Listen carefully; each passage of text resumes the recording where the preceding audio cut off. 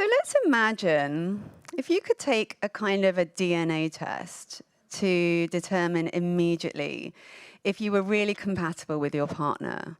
Would you do it? It sounds like a nice safety net, doesn't it? I mean, imagine never having to risk wasting time on the wrong person or getting your heart broken ever again. Christos Niku's film Fingernails explores this very idea through a couple called Anna and Ryan, played by Jessie Buckley and Jeremy Allen White. They've been declared 100% compatible by the fingernail testing machine. But then Anna goes and falls in love with her co-worker Amir, played by Riz Ahmed. So what does this tell us about love, predictability, and the human condition? Here to tell us more about the film Fingernails is writer, director, and producer Christos Nikou. Let's welcome him to the stage.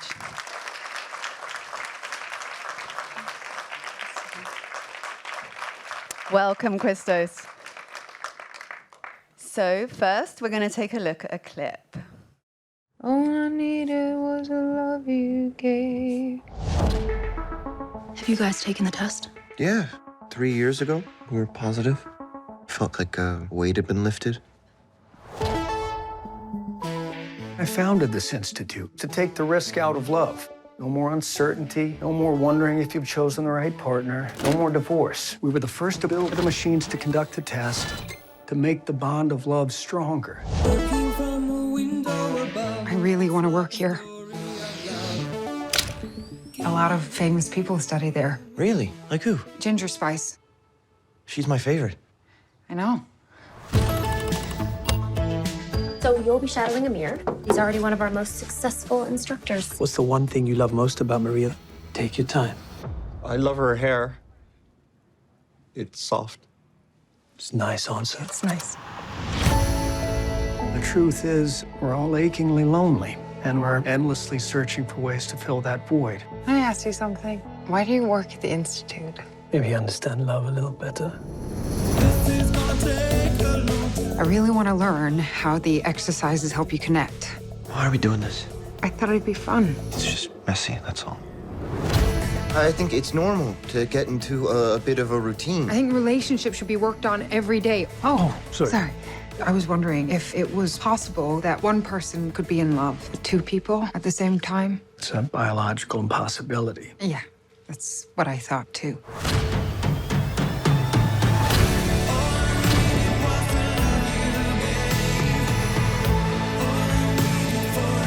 I need to tell you something.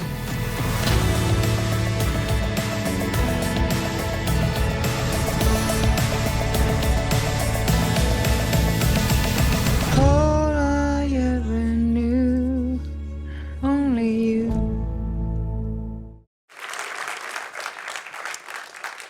Okay, so no pressure, but can you explain whether we should or shouldn't know whether we're compatible with someone? No, I'm not kidding. I'm just kidding. I don't expect you to answer that. No, I have an answer. Okay, let's hear it.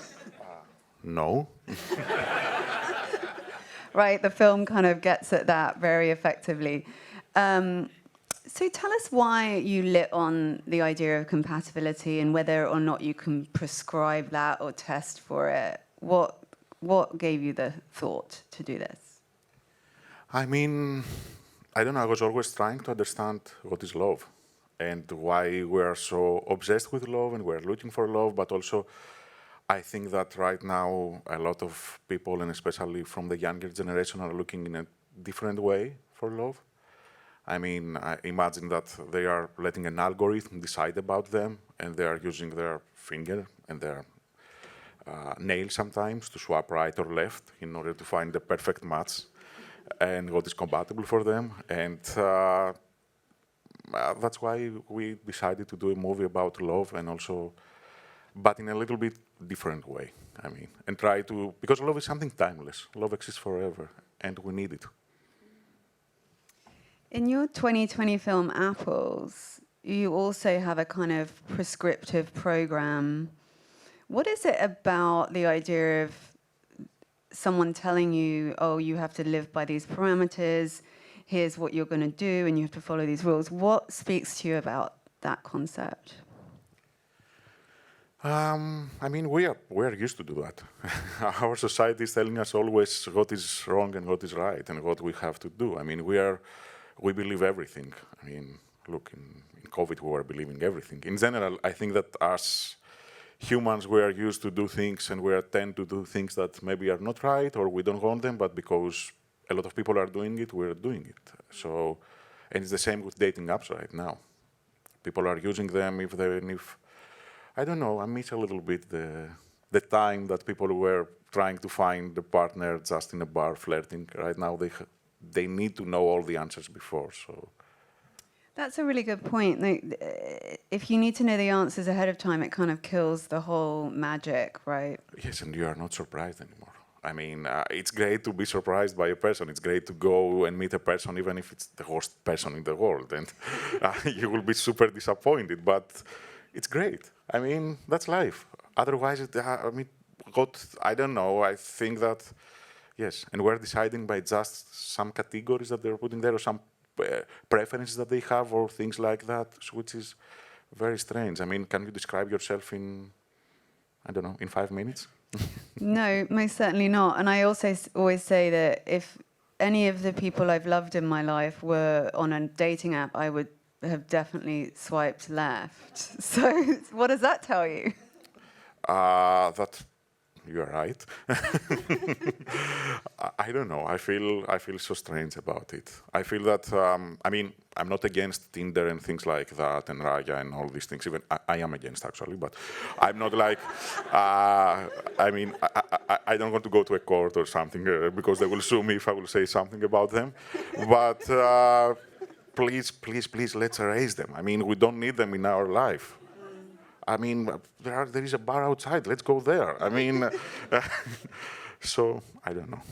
Let's go back to a simpler time, please. The fingernail factor, the body horror factor in this film. I know for me, even thinking about it too much, I get a bit queasy. Tell us why you decided fingernails. I think for most people, that's like a worst nightmare. Having it pulled out. It's a torture device. No, we have all lost a fingernail. No. Yeah, but not no. pulled out with pliers while you put a piece of wood between your teeth. Yes, because, I mean, when you are in love, when you need to sacrifice something, and you need to lose something, and you need to feel a little bit the pain. So we're trying to make the pain of love equal to the physical pain. And at the same time, it's an allegorical, it's something very symbolic, because right now people, in order to go to these dating apps, as I said, they're using we wanted to take something from the finger. And it's the only thing that we could have taken, to be honest.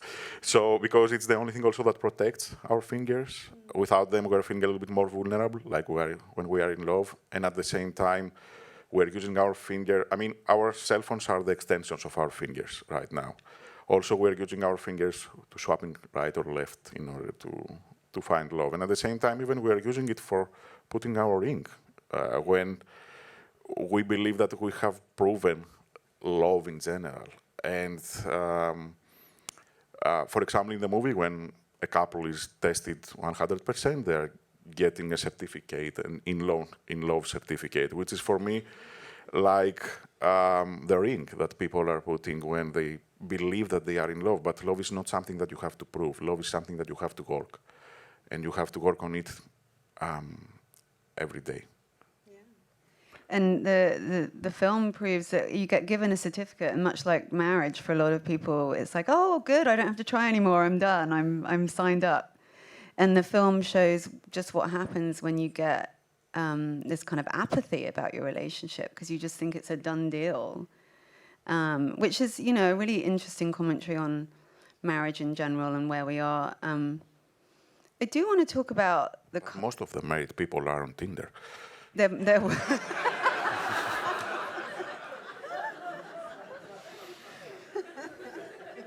I mean, I think, I don't know. Tell us about the casting, because your cast is phenomenal. So tell us how that all came together and who signed on first and what you told them about the project. I mean, we were very happy that we worked with these actors, and we're very also lucky to work with them. I mean, I always wanted to work with Jessie. I think that she always surprises me with her performances, and it was really great when I approached first. We approached first Jessie and Reese at the same time, because I feel that Jessie always surprises me, and Reese is always chameleon in a way, playing from something dramatic like Sound of Metal or to Four Lions, something really comedic. But I have never seen him in something romantic before. So I really wanted to see how the two of them will do something romantic and feel that great chemistry. And then we were looking for the third person in this triangle, and Jeremy is the one. I mean, we couldn't go with somebody else because Reese has a very strong appearance on screen, so we needed somebody like equal strong like Reese, and I think that Jeremy is perfect for that.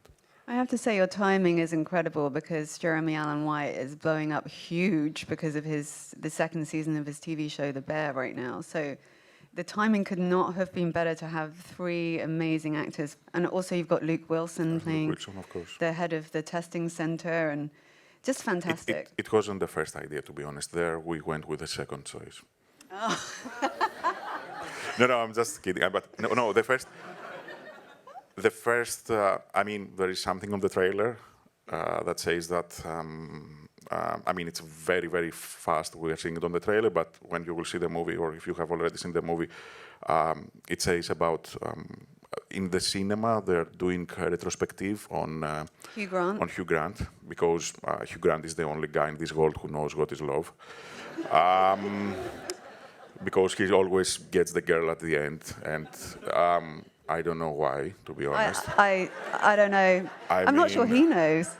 I mean, I don't think that it's the hair. I don't think that it's the way that he talks like this. I mean, I don't know what it is. So we asked him to play the owner of the institute because we felt that since this is a love institute, he's the only guy who knows what is love. But he said that the part was a little bit small for him. So right now he's on the marquee of the cinema, and he's named there that Hugh Grant is the only one who knows what is love. So. Wait, so tell me, he turned you down for what became the Luke Wilson role, and then you wrote the scene after? That snap! That is yeah. I hope he calls you up and says, "Hey, Christos, I see what you did there." Yes. We have also a reference for Forrest Gump at one point. It's because also Tom Hanks said no. No, I'm kidding.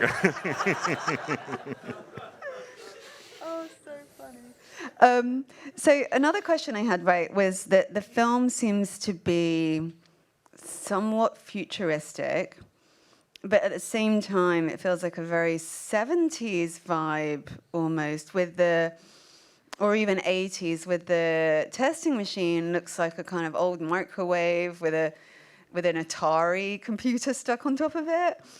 You know, use Atari? Oh, like the first kind of computer brand, you know, yes. Where you would just get the black screen with the green, you know, it's that kind of feeling. So tell us about the era that you wanted us to feel, and is it a kind of timelessness? Yes, I mean, we wanted to create something timeless because, first of all, love is timeless. Love exists in this life forever. And at the same time, when we were trying to make a comment about how the technology has changed the way that we experience love, we felt that, and I always believe that it's more powerful to show it not in a dystopian, futuristic, distant way, but something really warm and something a little bit closer to the past.